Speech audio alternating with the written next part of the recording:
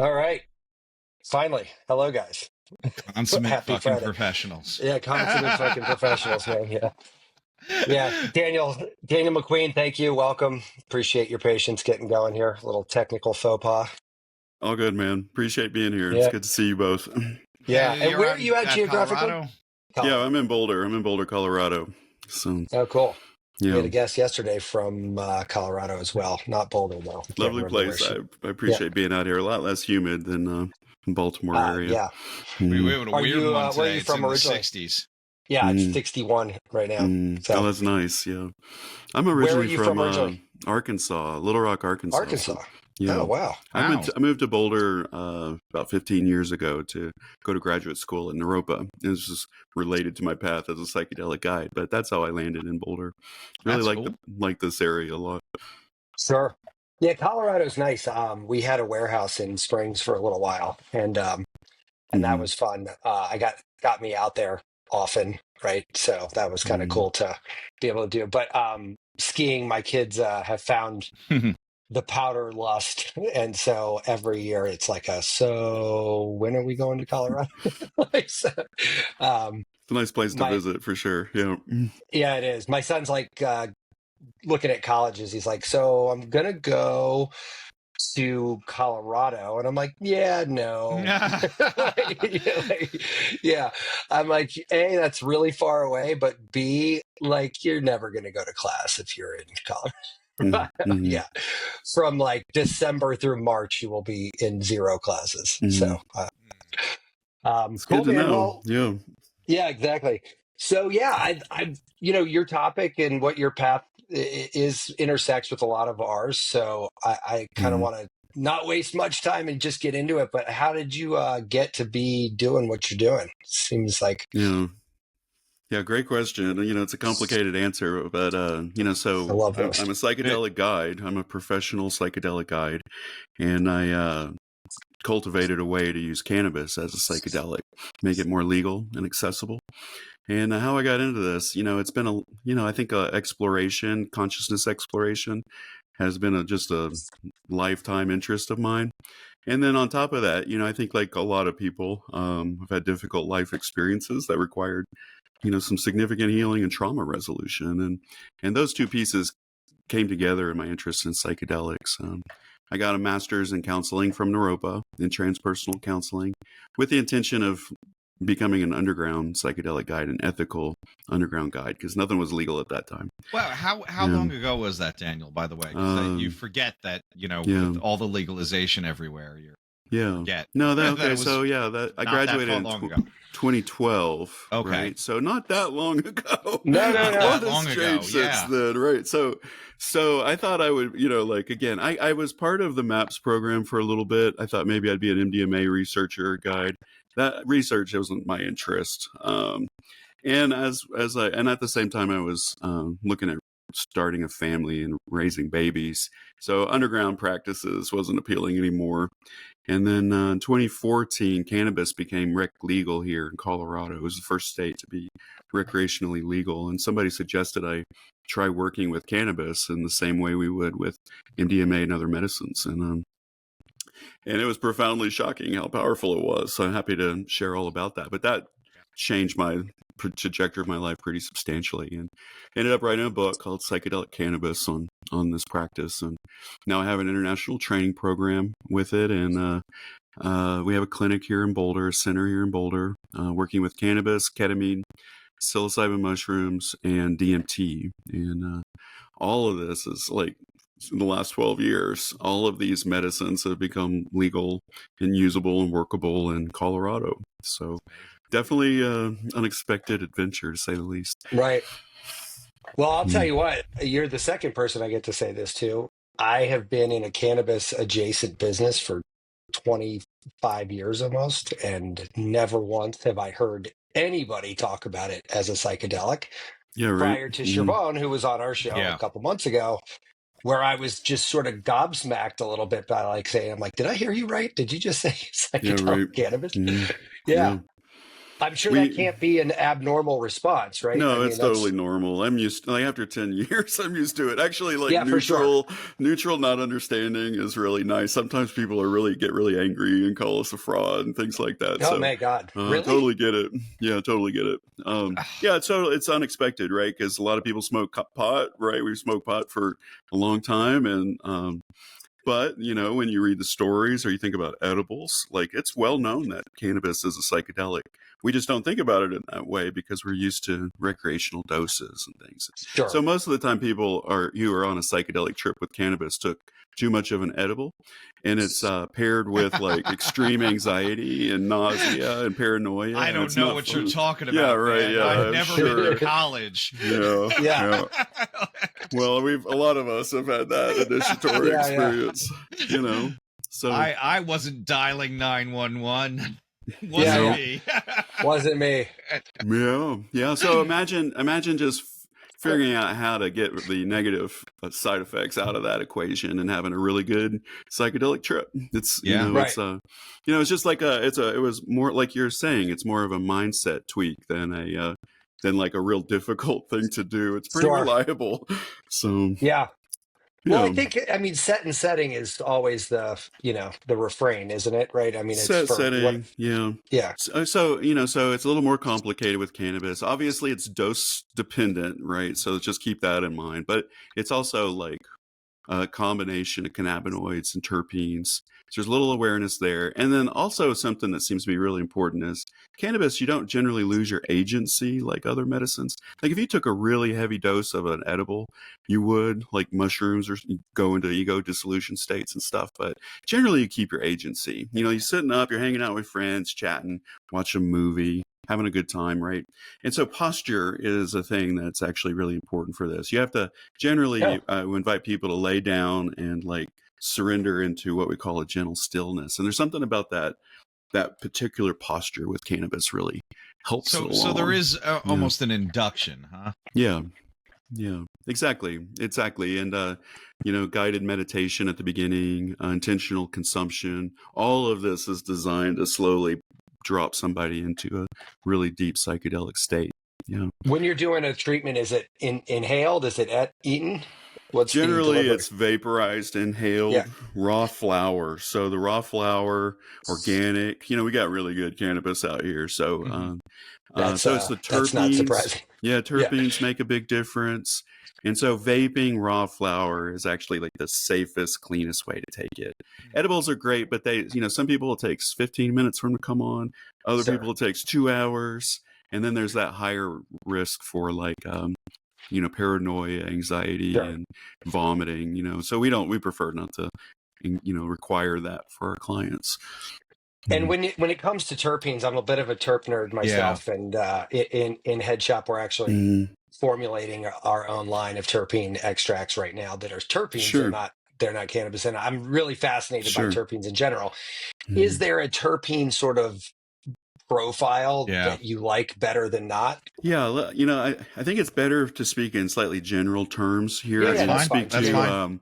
But speak primarily to, so terpenes create like the strain type in a way, right? Like an indica sativa hybrid, right? So there's general profiles for indica strains, terpenes, and sativas. Maybe there's some other stuff in the indica to make it more sedating, but like CBN and things. But what we do is we blend them. We don't try to get it in. Like people can have a trip on one strain, like their favorite strain. Great place to start. But what we generally do is we make a blend of 3 parts, equal parts, indica, sativa, and hybrid.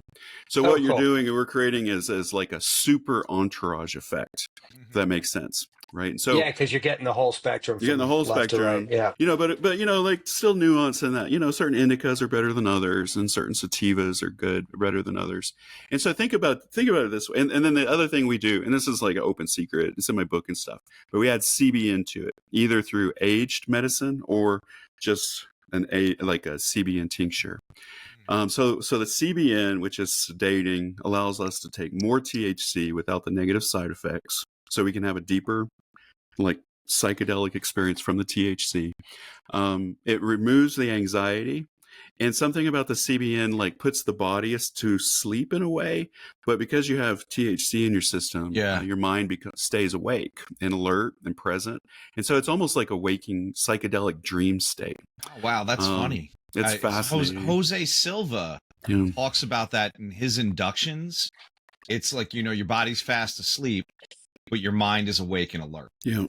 Right. You know, so I think there's a strong correlation, and like, so we joke that like cannabis-assisted blank is a very real thing, you know, so cannabis-assisted hypnosis or massage or psychotherapy, right?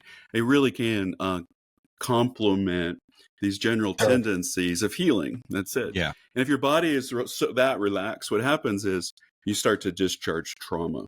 You start shaking out trauma. And in the mind, we call it a reconsolidation of memory. You're going through these past experiences and reorganizing them in the brain in a healthy way, right? And PTSD is basically things being kind of like in our brain in a disorganized way. And so you're shaking it out of your body while simultaneously like reconsolidating and healing difficult previous experiences. Yeah. It's crazy that, the words that you just chose are interesting to me because I had a conversation yesterday with an Iboga person who's going to be coming on the show. Tom doesn't even know about it yet, but he used that exact, almost word for word, that exact way to describe, you know, what Iboga does. And what's interesting about it is we've heard that same exact sentence with psilocybin, with LSD. Like it feels very, very recursive. So I guess my question is you seem like you've had experience with a couple of these. How would you sort of, if there was a continuum of delta between all of these different medicine options, like how do you put cannabis on that? Yeah, like how do you sort of break that down? Yeah, so it's interesting. Cannabis is both like an entry point. It's the safest and gentlest psychedelic, but it's also probably the most advanced because it can mimic all the other medicines. So I've worked with cannabis where it's just like working with MDMA or psilocybin mushrooms or LSD or NN-DMT. It's very, like, we call it a shapeshifter medicine in that way. So it's very fascinating. Also, the other thing is cannabis isn't just a psychedelic. It's also a stimulant and what's the word? I'm spacing it. Like a stimulant and sedative, right? So like, and this is what it's used. This is why we have these different strains. And so it's both relaxing the body and sedating while simultaneously waking up. And so it's like it's like embedded as three different classes of a medicine or a drug, right? So it's really unique in that way. Also, something that makes cannabis unique is that it directly affects the endocannabinoid system, which is the muscle tissue and the fascia and the body, anti-inflammation and all of that. And all the other psychedelics seem to do that, but indirectly, right? Yeah, well, so shaking those are CB shaking receptors. Yeah. And so there's something really special about that piece. And so cannabis is the most somatic of all the psychedelics. And so the shaking and the other things that occur, the body awareness that occurs is really amplified. And so it's like, in a way, it directly, it allows us to really turn inward in our inner felt sense, whereas maybe some of these other medicines blow us out of our bodies and we're flying through the universe and, you know, we don't even know we have a body anymore, things like that. Right. So it's really unique in that way. So as far as the spectrum goes, I don't know. I just say it's it's part of the pantheon of the medicines, right? Yeah. And that, you know, they're all pretty special and all very relevant to, you know, us as humans on the planet. Sure.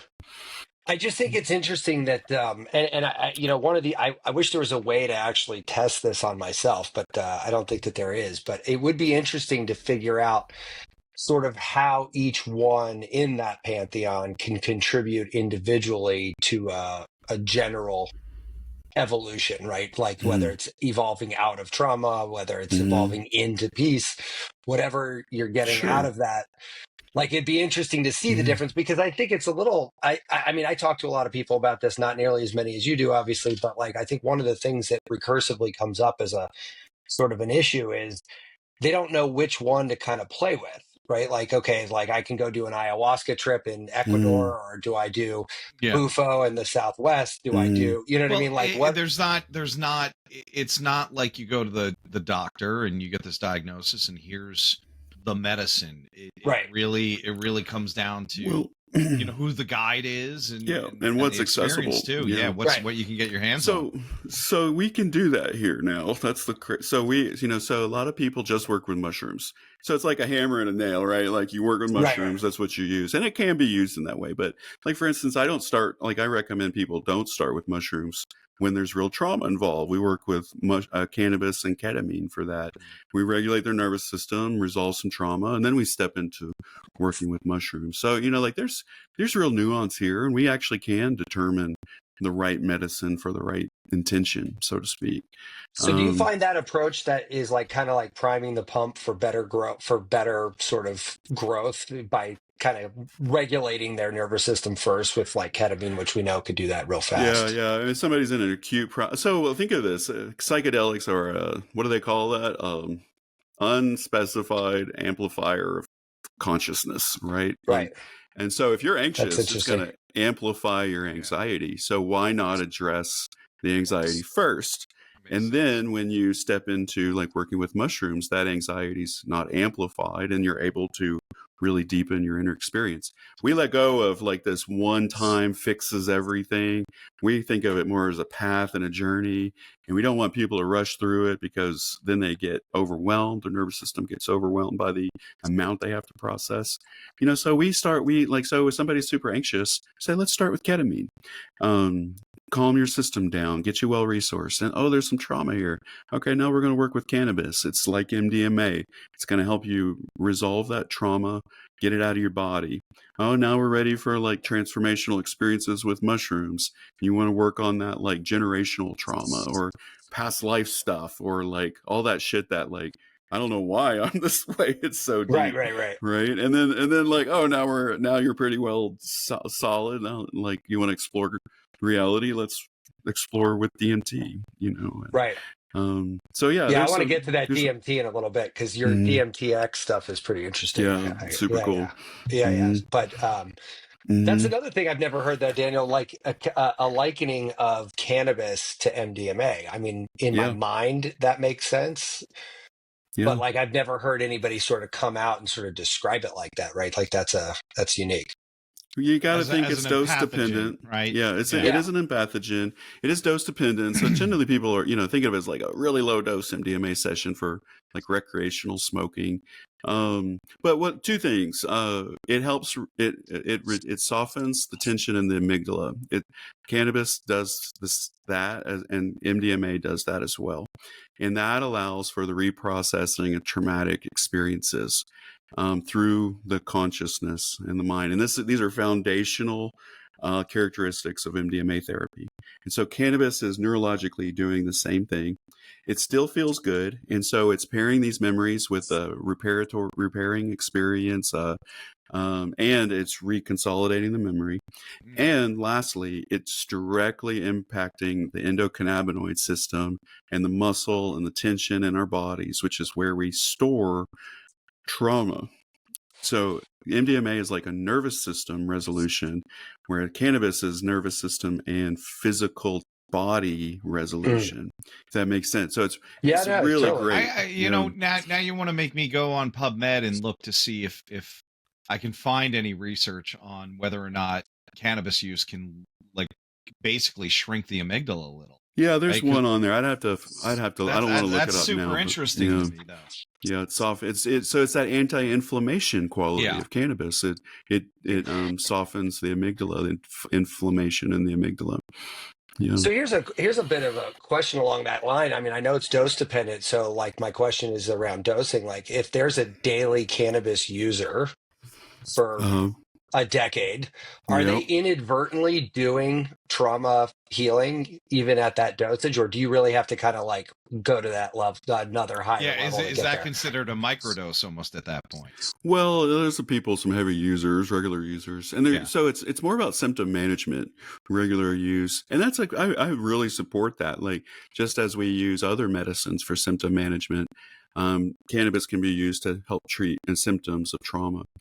But with that being said, we want to address the source of the trauma, and so what it basically just means they need to take more than a normal, like a non-regular user would, to get to those states. And then once we're able to resolve a lot of that trauma, underlying trauma, what happens is people come back without even having to say anything. They come back and say things like, yeah, I just started smoking less for some reason. And so it's a harm reduction approach to addressing potentially addictive tendencies, right?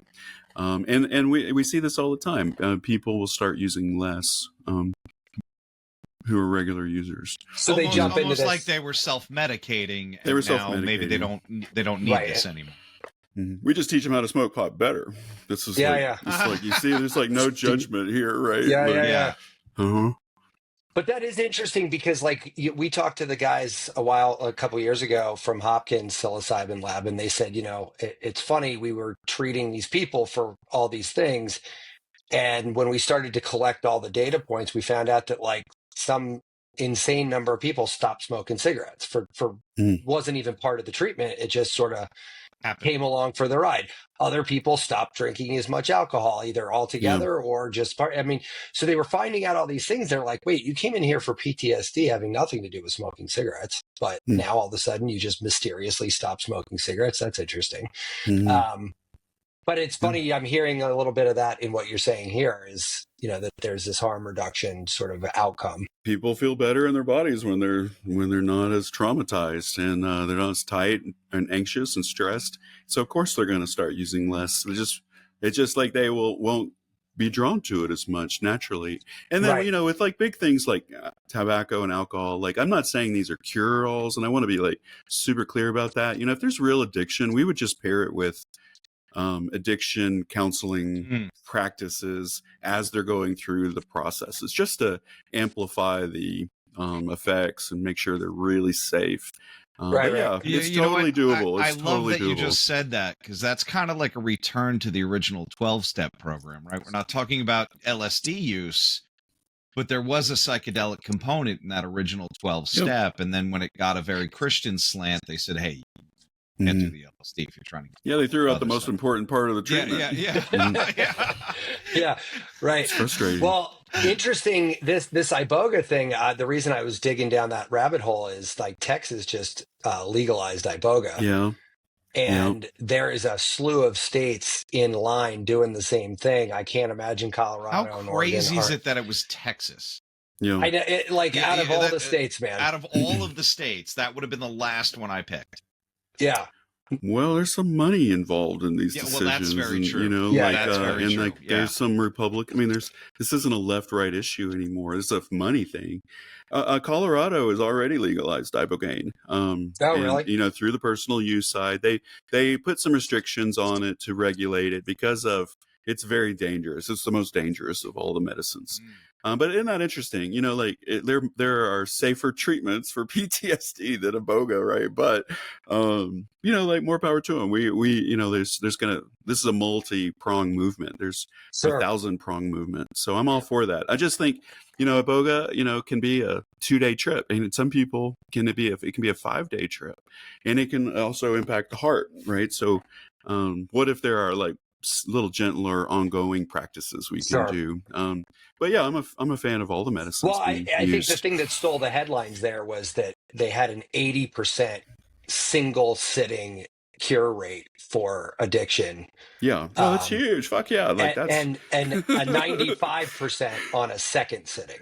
Yeah, so that's huge. So essentially, it's like almost, it's literally a one and done situation, right? But to your one point, and done. But it's a very this is not something you do to just feel better. It's not a party drug. Yeah. People are confronted. People, how it is, and I've heard this story many times from people, is people are absolutely confronted by the cost of their addiction. while it's helping them neurologically with the opiate receptors and all of that. But subjectively speaking, they are going through hell, and through an accountability mechanism. When they're either like meeting their ancestors and their ancestors are showing them like the lineage of trauma that they have, that transcends time and, and into our ancestry. And it is not an easy trip, right? So, I yeah, remember like that's watching great. the Hamilton's Pharmacopoeia on that one, and Gabon has these week-long ceremony basically, right? And in the end, they get reborn by burying them in the ground. So all that ancestral trauma is kind of an interesting concept too. It's very real.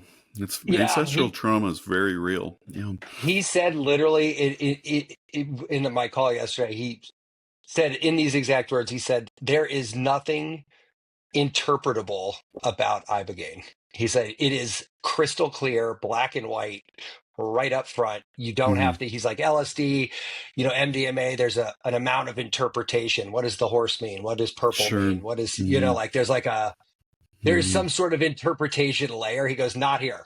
Because it's basically like what you see is what you get. So you're saying, exactly. It's right in your face. I mean, these things are all fascinating to me because maybe I think in a couple of years, and I don't know it's going to take that long with all this legalization and stuff, but I'd love to get your reflection on this. But I feel like in a couple of years, let's say 5 years from now, people are going to have the option for such absolute dialed in, specific to me treatment plans where you're like, okay, it's a little bit of this, a lot of that, a little bit of that, a pinch of this. With and it's going to be medicines and stuff. Yeah, exactly. A little bit because I mean, you kind of tipped it here a little bit. You're like, well, we don't just start with cannabis all the time. Maybe we start with ketamine or I'm sorry, psilocybin, right? But maybe there's like a little bit of a microdose of Ibogaine rather than a full hero dose, and maybe that's enough to pair with cannabis. I don't know. I don't. No, the research is still very new in those ways. Like this is that's probably a generational trend that we're seeing occurring right now, and it's real common to mix medicines in the underground, but there's not a lot of science to it. People take too much.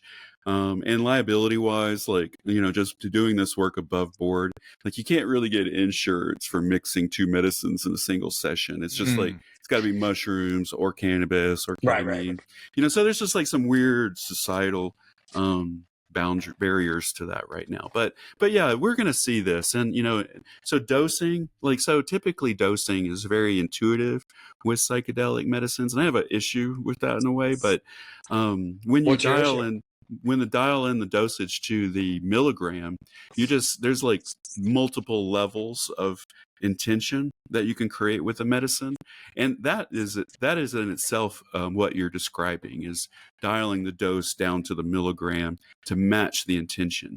And what we're finding is most people take too much of these medicines. They just go full hog. They just go, I need that hero's dose. I want to obliterate my ego. Completely have the ego death. Yeah. Yeah. And reality is that's like a level 5 experience, right? Not maybe your first one sometimes, It's not dipping the toe.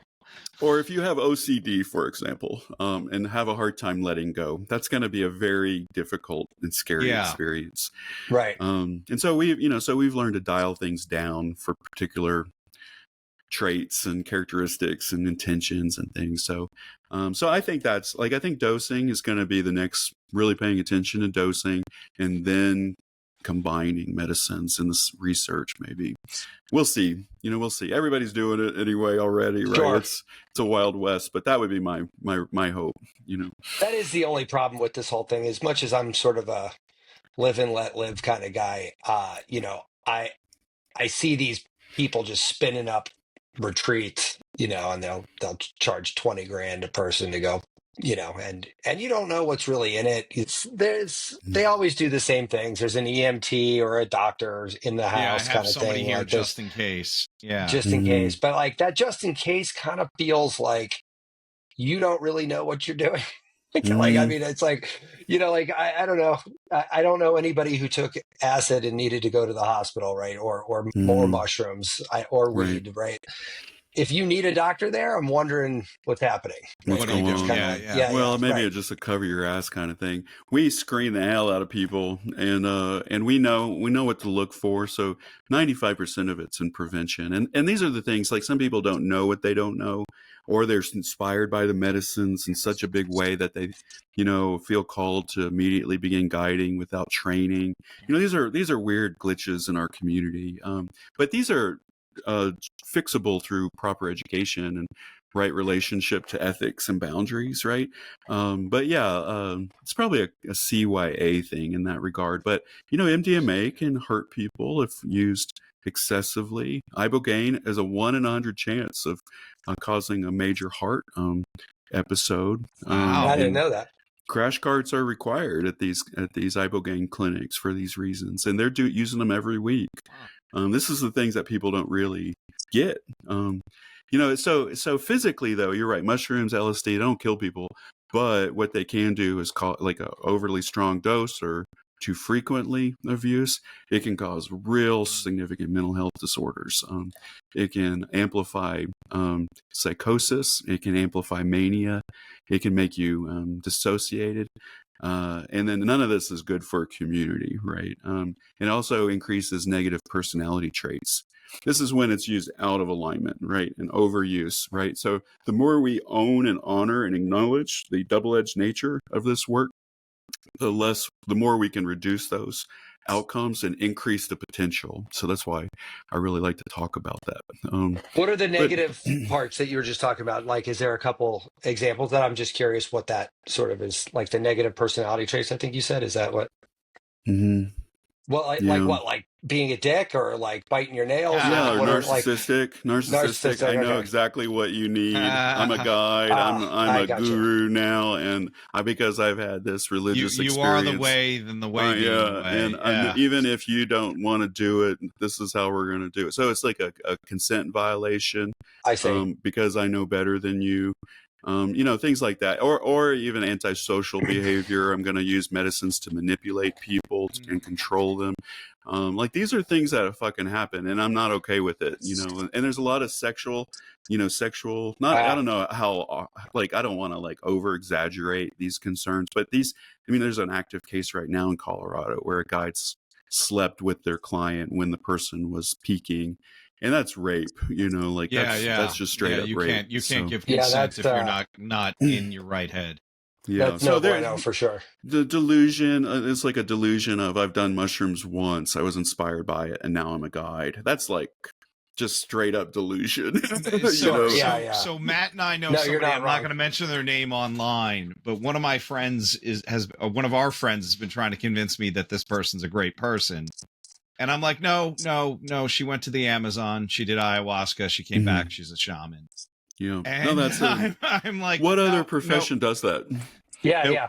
What other? I went to day one of med school, and now I'm a neurosurgeon. Or I had a heart surgery. Let me take a look at that. It's so delusional. It's like the analogy is more like, I've had heart surgery, therefore I'm a heart surgeon. Yeah. I'm not even conscious of what was going on in the operation. I'm not even aware of what the hell's going on. Yeah. It's really interesting phenomenon, to say the least. But Tom and I have talked to a lot of people on this show that we've used the term wounded healer a lot on this show, and I think there's a lot of practices where that's like maybe a little less. Look, there's even a book with that title that's been around for a long time. Right. Yeah.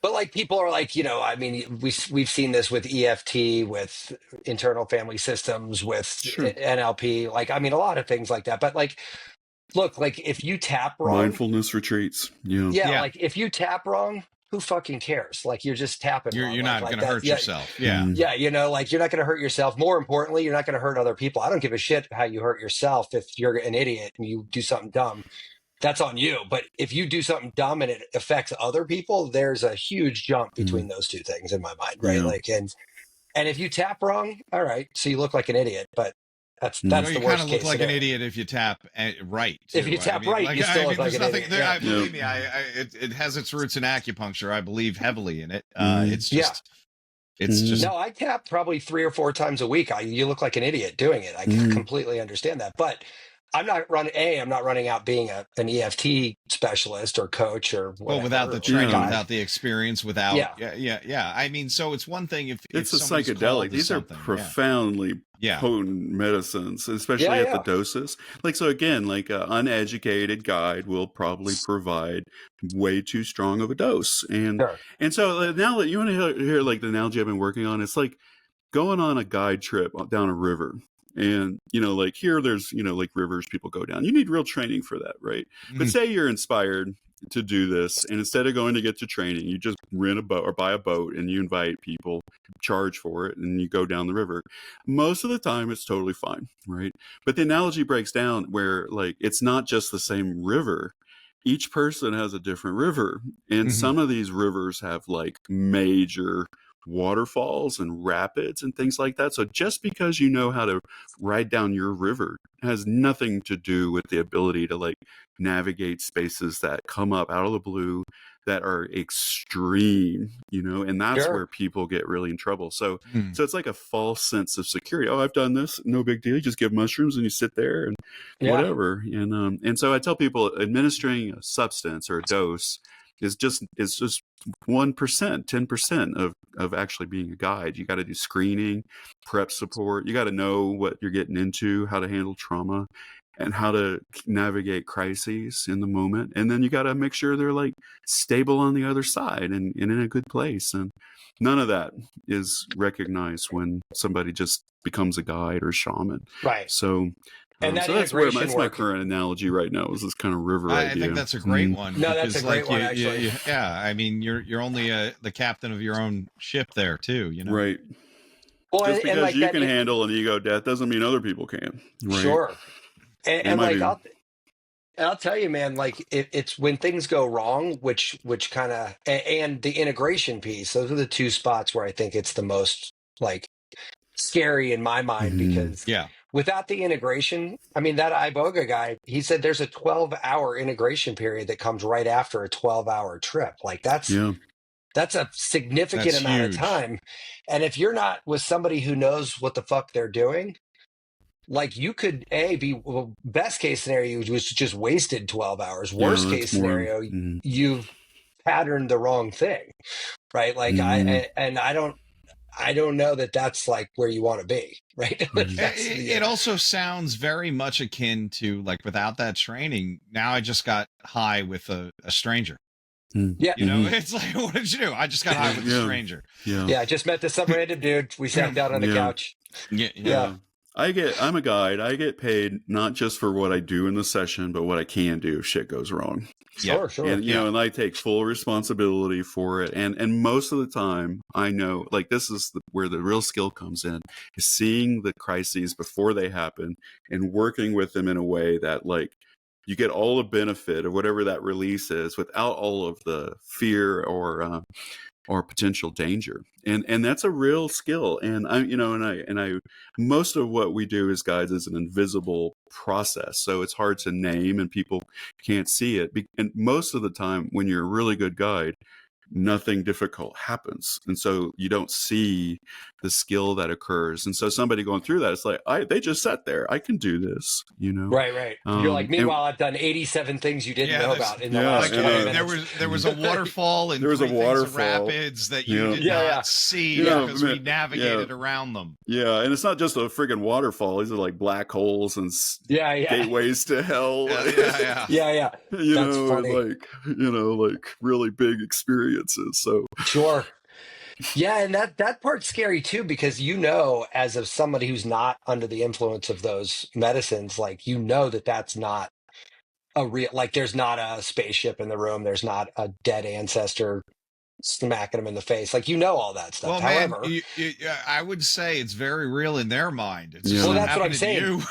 For them, but you have to sort of like almost empathically deal with that because it's not physically happening. Like, right. And like, I think that's got to be a little bit jarring too. Like the first time you see somebody like having that level of reaction, that's got to be a little bit weird too. It's a wake up for sure. I mean, that's why you just have to keep doing it. Like, do 1,000 journeys, then maybe you'll start seeing the patterns and things. Yeah. Right. Keeping your ground and, discerning between inner and outer experiences. One of the hardest things to deal with is sometimes paranoia shows up. And paranoia is a belief that like a real fear is happening in the room when it's like not at all. And so helping maintain your capacity to partner with and support as an ally can get really challenged when someone gets paranoid. And that's like one of the biggest, scariest moments. And so we have conversations ahead of time to help people, and remind them of it being the issue of the medicine and all of that stuff. But it's still, that's one of the biggest areas people get in trouble around, because what happens if if they're already paranoid and you try to fix it, they're not going to believe you because they're paranoid. And that's when people run out of... That's exactly what you would want me to say. Yeah, exactly. To manipulate me, you would say that, yeah. But, that's when people run out of the room or run down the road. Yeah, you don't want that. Yeah. Somebody's on a fistful of mushrooms and they're running around the town. You don't it's not good. It's not good. It's not good for repeat business either. No. Yeah.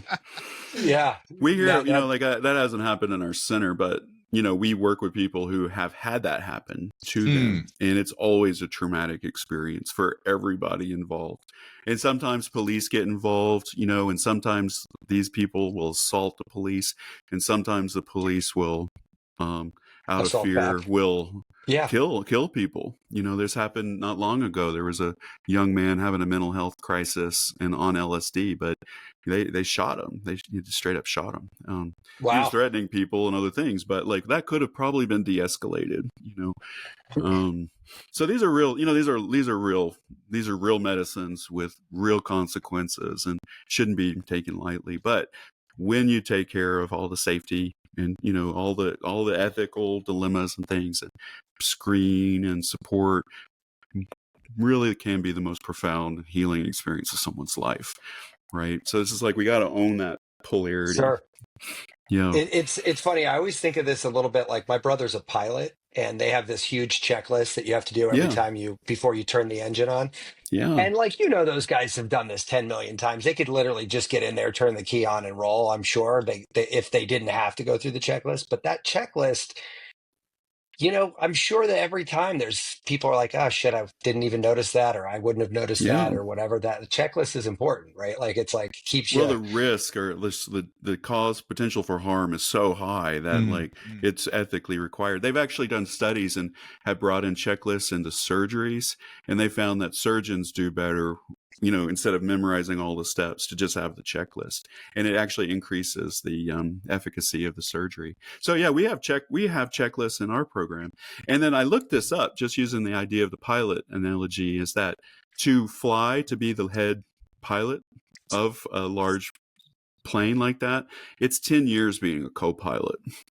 So like, even though you have the license to be a guide, it really is, you have to really consider that it could take 5-10 years to really be fully established as a professional guide, and people don't know that.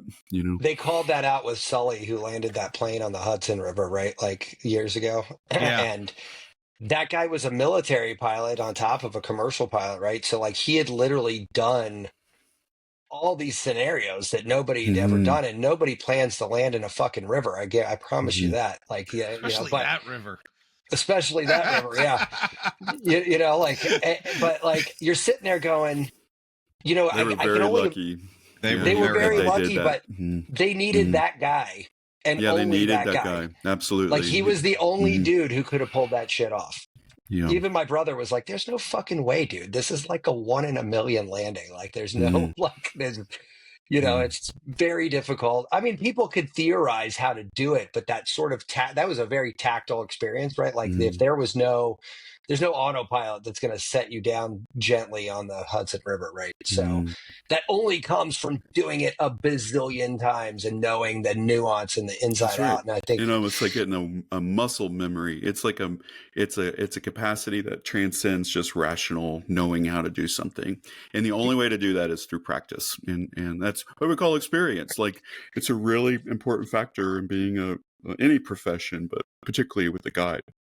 Yeah. And it's funny, I had this weird conversation with somebody not too long ago. I said, I've been doing code for 30 years, and code to me, I speak to it almost telepathically. It's like this weird, I can't describe it to people, right? Like I can't say, here's how. Somebody asked me, like, well, how do you diagnose this? I'm like, I don't know. I honestly, I don't have words for it. Mm-hmm. I could put my hands on it on the keyboard, and I just know the next key to hit. Right. Like I don't know how, I can't explain it, Mm-hmm. but like that level, that's took me Yeah, well, 30 years to professional get to. intuition doesn't just happen. Yeah. Right. Yeah. I mean, Yeah, it's a lot of little skills put together. I mean, even every day, I press on a point. Somebody goes, "Oh my God, how'd you know that was sore?" And it's like, well, because You've done this before, your number, Yeah. 300,000th time I've done this. It's like, Yeah. I still give kudos Same to thing Tom with about, yeah. same thing with psychedelic medicine work. It's just it's even more invisible than what you guys are describing. So Sure. so people think that they the delusion is the medicine will tell me what to do and my intuition is spot on before I've actually developed it, right?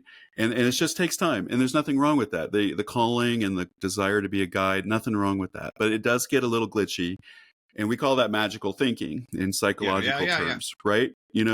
So what we do, and this is such a novel idea, I know it sounds strange, but we just match intuition and assess it with accountability and ethics.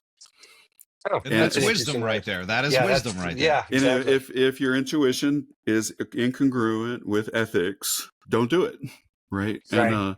And it's really simple, but it's a really hard lesson for people who are super excited about becoming guides and trusting their intuition, having access to their intuition, maybe for the very first time, or access to like a higher way of understanding something. Like it's really intoxicating, and people can get overly inspired and get ungrounded.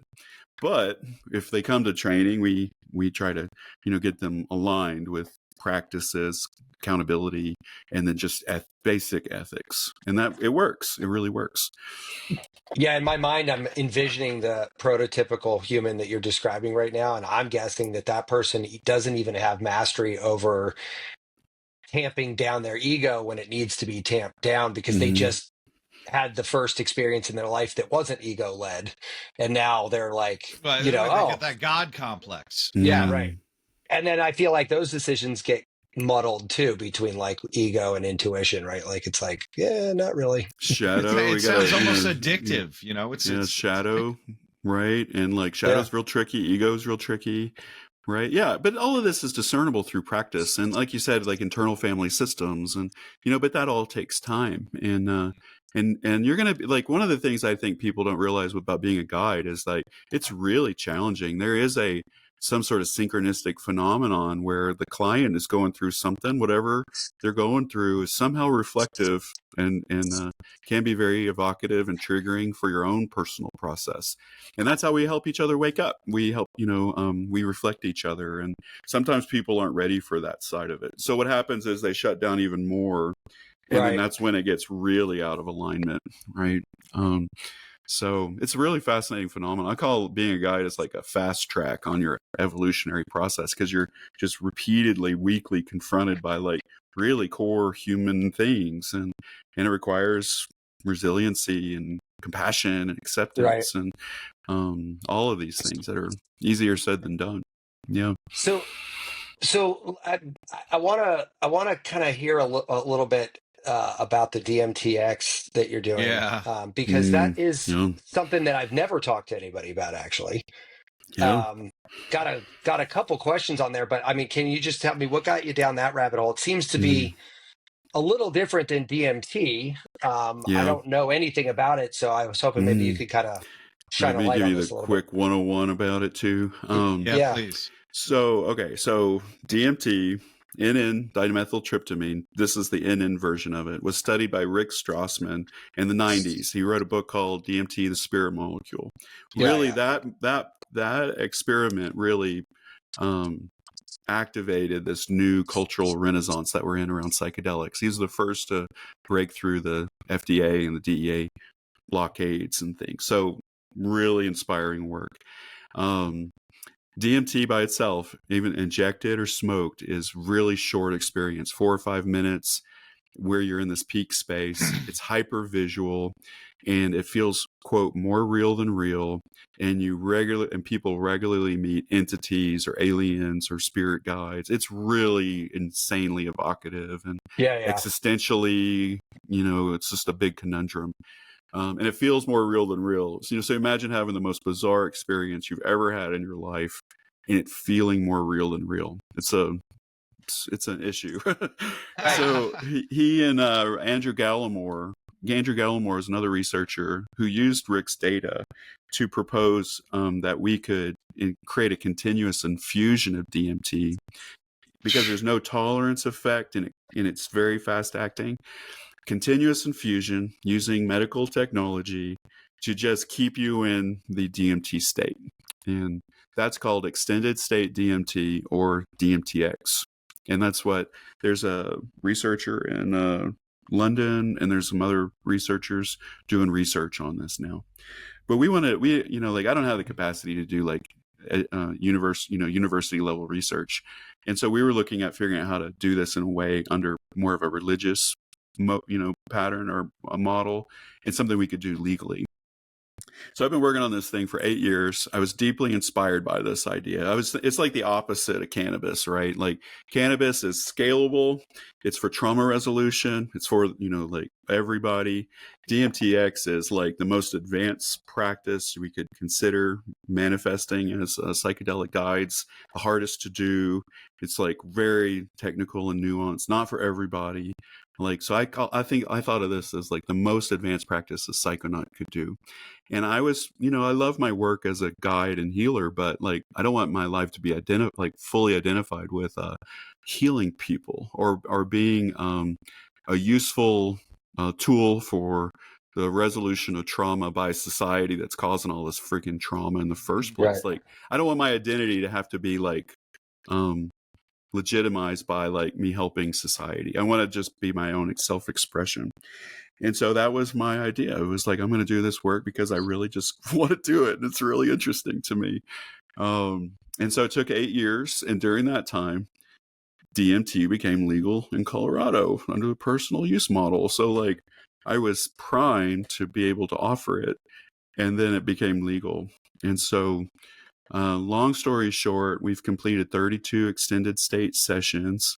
And it's very different from DMT. I'm happy to chat about it, but like, so the 4 or 5 minute intense peak, that can be way extended. And our typical session hours now is 2-hour sessions. And right now, I think I hold the record for 3-hour extended state DMT session. But it's very different. Is it that level of intensity for 3 hours or 2 hours, or well, is that's it? the thing are you at peak? Yeah, right. Like, so that's the thing we're trying to figure out, and it makes it very different than like just smoking it and peeking out.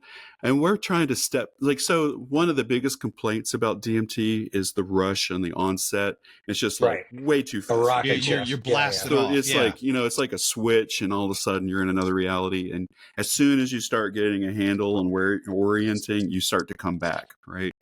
So with DMTX and the machine we use, we can titrate people up into it. And what we found is if they're able to maintain that titration and stay in that space, they're having a full-blown DMT level peak experience that's hypervisual for as long as they can maintain it. And that there are upper limits to what people can tolerate. But sometimes this is what makes it different, and why I think it almost feels like a different Why medicine. does this sound like our free diving episode all of a sudden? Yeah. It's like, how deep can you go? How long can you stay there? Yeah. And so imagine free diving into another reality matrix completely. Yeah. And how long can you stay there? Yeah. And what are the benefits of it? What can we do there? All of these questions. What's it? Do they keep agency at that level or no? Yeah, people are like unlike just knock this thing up. Unlike smoke DMT, people maintain their agency. They regulate to this like extreme psychedelic space, and they're able to communicate. They're able to share their experience. they're able to tell us to dial it up, to dial it down. Oh, and then they could tap out when they're done. They can tap out anytime, and it takes literally like 2 minutes to come down. It's very fast. And this opposed to something like ayahuasca, where you're adding the MAO inhibitor to keep the DMT from degrading. Well, I know that's a 12-hour thing. Is it just the ability to have the dial on this that is the advantage? Yeah. So the MAOI, the either Syrian rue or the vine, I think, it makes the body a little heavier, and it's a little more sedating, and it will extend the DMT out, so you can't turn it off like you could with pure DMT. So it does color the experience. I think there's legitimate possibilities to bringing an MAOI into the experience, but we don't use it because it's cleaner, like the visuals cleaner. And also with ayahuasca, like when you do the blood levels, DMT and the blood levels and stuff with Aya, and this is about 5 times stronger than the strongest ayahuasca trip you could have. So it's like super crisp, super visual, and like encounters with other beings, right? Yo, Matt, we going to Colorado? Yeah, I was just gonna say, like, man, this is crazy. So it's a great experience. I highly recommend it. Oh, it sounds so interesting, and not doing it for 12 hours also sounds pretty interesting. And you can turn it off, like with ibogaine. No, this is no good. It's very different in that way. It's like it breaks all the rules of psychedelics. Consent, ability to dial up you can lower the dose and extend and stabilize lower doses. If you bump up too much, you can just go back down. You can turn it off, unplug, go to the bathroom, come back, plug back in, and turn it back on. It's fucking crazy, brother. Like, come on. Like, that is wild. Like, it's no joke. It is very real. What the fuck? That sounds so crazy, though. It's great. I highly recommend it. It's the most inspiring thing I've ever done. So when you said you hold the record for a 3-hour, that was you personally, not you as a guide, correct? Yeah. So, part of being a guide, you got to know what you're putting people through. You got to kick the tires. You have to be able to experience it. I've done it twice. The first one was an hour, and then the second one was 3 hours. And it was very different. The first part was very visual, but I had to drop it down. I had to take a pause. It got really intense. I met an entity that was like really intense. And then so I was like, I need to dial it down. And then when I came back into it, I was just like hyper awake. I had no defenses. I was very conscious of myself. And the other thing that I love about this and that I really want to explore is what we call critical problem solving. And that is using DMT or psychedelics to help people who are innovators, who are scientists, who are mathematicians, who are people who are trying to help heal the planet, who are working on really hard problems. Like, you have access to your brain on this medicine. And so what we do is we create these intentions, these that's like that LSD experiment. That LSD experiment. 46 out of 44 people had the problem solved. Yeah. What if we could create a protocol around advanced world-changing transformational problem solving? That's my interest. It's not about trauma healing. It is very trauma healing. It is incredibly healing for the body, and I'm really curious about problem solving. I was actually going to ask you as almost like a global trauma more than if you're solving those kind. And Matt, you just got to get the right people in it. You just got to get the right people in it. The hyper, what do they call it? The hyperspace lexicon, right? I mean, have you seen this online? How, let's say, and this is my naivete in this area. If I wanted to meet an entity, specifically because I hear other people are meeting it, is intentionally, could you do that on this extended trip? Because you have some more agency than you normally would. Yeah. So far, it's a little hit or miss. It seems like the entities are either it's like the entities get to choose too. So even if we did everything right, they may not show up. They also show up non-visually. Sometimes people just feel the presence. And then it seems like the more people want to meet entities, the less likely they're going to show up. It's like an attachment thing there. And another thing is the entities can turn it off. We've had people like be confronted by the entities and say, "You're done," and then the journey will stop for them, even if the flow is even with continuing. DMT still flowing, even with the DMTs still like the visuals turn off, they land back in their body, and they say, "No, they told me I'm done." Wow, that's like Jason Snell was told he was done with LSD by an entity. He's like, "Nope, got nothing else here for you." Yeah. Well, and we've seen entities tell people to not do it again, and if they try, nothing happens. Yeah. Wow, that is crazy. Jason actually went back a second chills, time. Man. He went back after he was told not to, and he said the same entity was like, "I told you not to come back here." Like, I basically and it feels very real, and like you're getting like the worst undressing by your parents ever. You're like, "No, bad boy, like do not do this again." Yeah, that's wild. The other thing I've heard a lot from DMT guys that I know that've done it a bunch is these sacred glyphs that are written in beams of light that people the laser technology. Yeah, the laser. Yeah, I've heard that. Now I don't know how much of this is in our collective imagination now versus like what they actually saw, but that seems to be one of those sort of recurring DMT specific things. You see any kind of recurring anything in the DMTX side of the fence? Sure. I mean, I think it's like a terrain that can be mapped, and people do talk about. I mean, this is pretty well recorded for any of the psychedelics. They have particular traits, but DMT very specifically feels otherworldly. It feels other dimensional or even multi-dimensional. More than 4-dimensional spaces. Alien or entity contact is very common. So there's and then like the geometric forms, imagery, very, very common, and the glyphs. And so I'm not at all surprised that if people are looking at the same laser beams, they're seeing kind of similar, like kanji like characters and things like that.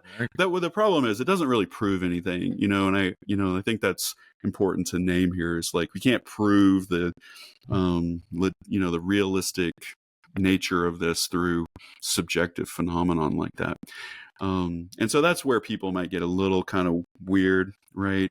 And people can get very, very amplified and excited about that. It's just kind of similar to like the AI-induced psychosis that's occurring in our culture right now, where people are thinking they're waking up AI, and AI is a religious being here to save the world and things like that. We got to be really cautious of. We got to be very cautious. The assumptions we made, And but it doesn't mean it's not useful. Matt's going to pan over to his AI altar over there. No, yeah. Well, it feels very real when you're talking to AI. Cautious. But listen, I told you before, man, I talk to code. I relate to code differently than an average human would. And I don't have those same sort of feelings about AI. But Sam Altman had a very terrifying sort of acknowledgement recently, like within the last week or two. There's I don't want to call it a movement, but there's a group of people that are like specifically young people, like in their early to mid 20s, that are running around with the AirPod in and ChatGPT in their ear 24/7 because they're using it to manage their anxiety about insert thing here, and he's basically saying like, this is not a good practice, people. You should not be doing this. Like, but there's people sort of getting accustomed to that use case. And I agree with you. I think if to a lesser educated or lesser indoctrinated group, like that could feel very mystical or very next level-y or, otherworldly, but in reality, and I could see how that could feel useful in a quasi-useful manner, but like just like you were saying, like when you know what is going on behind the scenes, you're just getting a really fast synthesis of whatever it knows, and what it knows is Reddit and Twitter.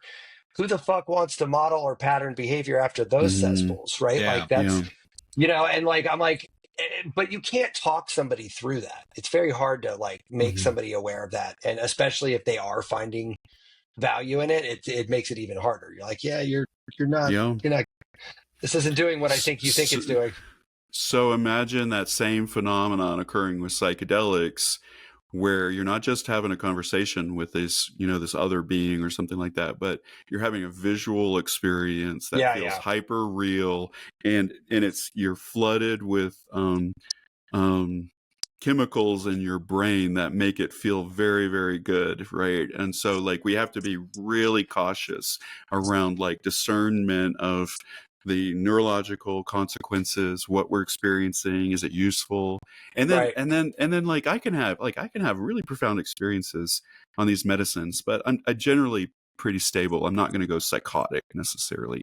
And so psychosis, like it has a whole trait of characteristics that you can discern and distinguish from really Right. profound experiences or useful AI conversations or meaningful poetry or whatever it is. But people can get really ungrounded in this space. Yeah.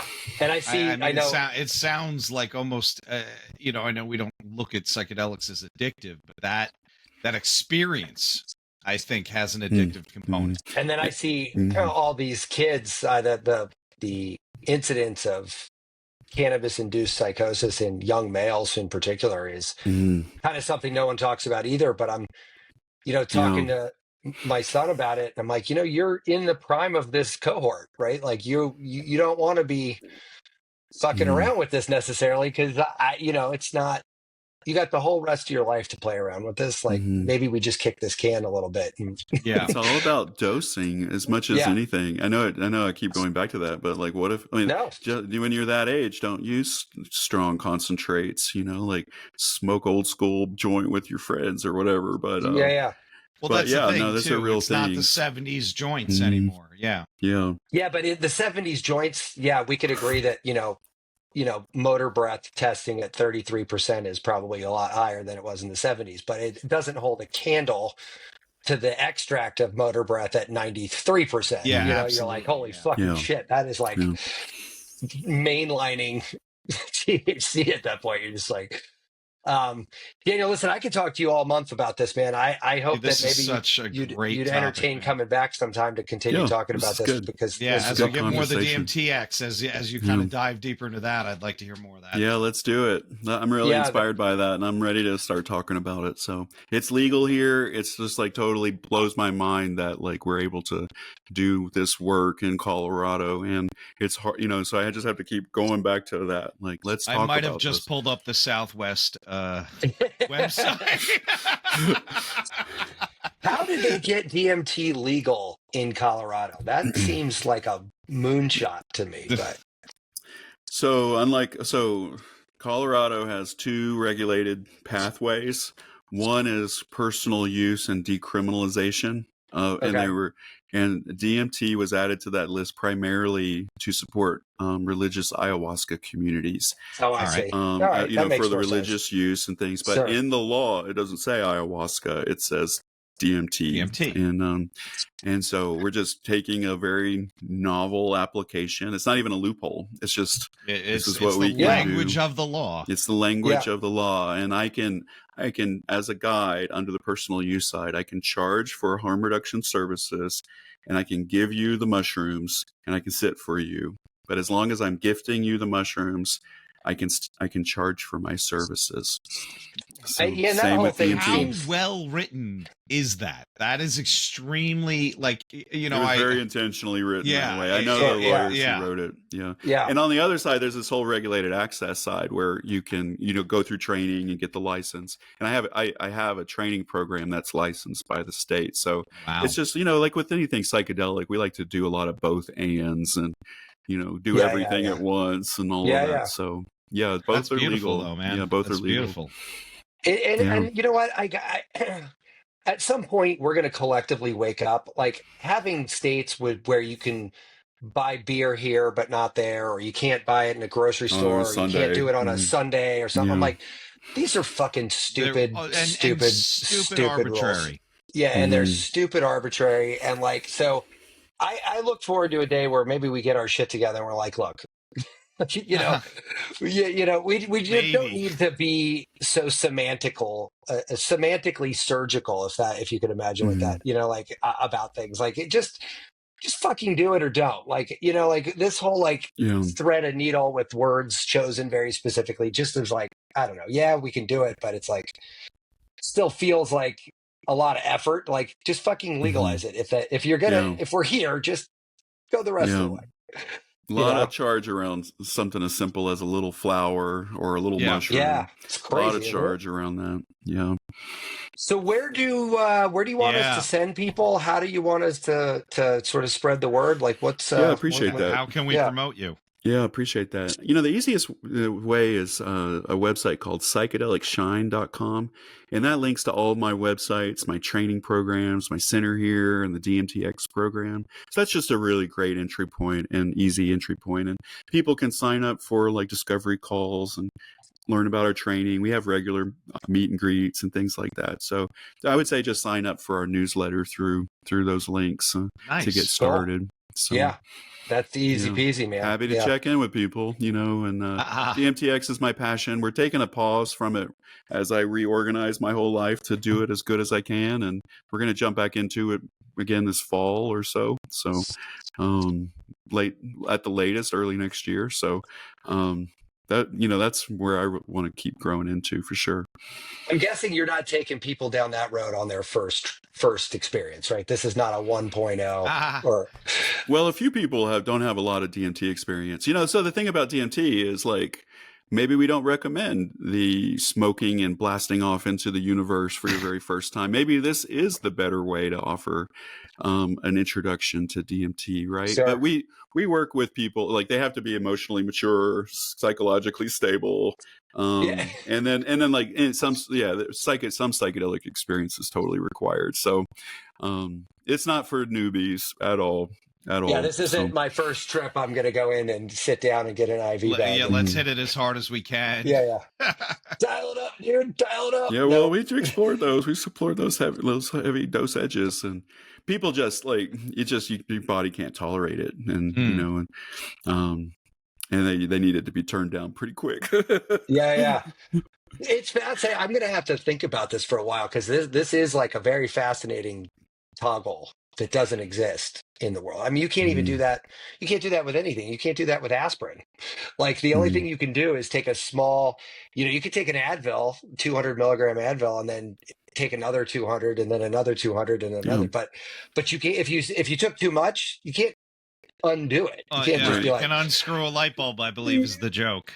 Yeah. Like I'm like, and it's interesting that we have a toggle. It's kind of a mind-blowing concept, actually. So it's very, I mean, so the goal is like you're able, like, and we're already doing this, is you can design your trip before you take it. That's crazy. That like how long you want to be at different levels. And then once you know your levels, you can get it really dialed into exactly what you're looking for. And then you can turn it off at any time. It breaks the whole equation of psychedelics. Mind-bending to me, man. And so much more, I think, accessible for a lot of people, where they're afraid of how long the trip might be. Right? Yeah. Or you hear words like you're going to blast off to another dimension. People are like, nope, I'm out. Yeah, I mean, like for me, I'm like, that sounds awesome. And then other people are like, are you fucking kidding me? Yeah, no, ain't happening. And even though theoretically versus experiencing it are very real, different experiences. So, you know, it's shocking. Like even trained psychonauts, it's just shocking experience to be blasted off like that. I don't like it. I prefer the extended state and easing into it. So what we do is just pump it up a little bit, stabilize, bump it up a little bit, stabilize. Yeah, much like a flight. People regulate every step of the way and are having full-blown DMT trips in a fully regulated state. Jeez. It's crazy. And it's like then they're like reporting back in the moment, telling you what they're seeing. And sometimes we've had conversations with the entities where like the person is like saying something to the entity, we'll pause and listen, tell me what they said, and then I'll respond, and they will listen to see what the entity says, and then they'll respond again. And we just have these ongoing conversations with these very bizarre beings. It's weird. I don't, you know, like I'm still trying to understand it myself. So that's amazing though. Yeah, it's cool. It's really fun to be in that space with people. That's wild. Well, Daniel, thank you again so much for coming. I really appreciate your time, man. Such a cool convo, man. Stick around for after. We're going to hit stop. Just stick around for a second. Right. But otherwise, thanks, man. Really loved talking. It was awesome. Yeah, good talking to you too, Matt. Thanks, Tom. Really great conversation. Yeah, man. It gave me so much to think about. Enjoy the weekend, boys. All right, take care. Be subversive, irreverent. Health is wealth, but you knew that. Everybody knows that. But so is following us on social media at Irreverent Health. And check out our website for more exclusive content at irreverenthealth.com. Oh, I like this. Thanks for tuning into this episode of Irreverent Health.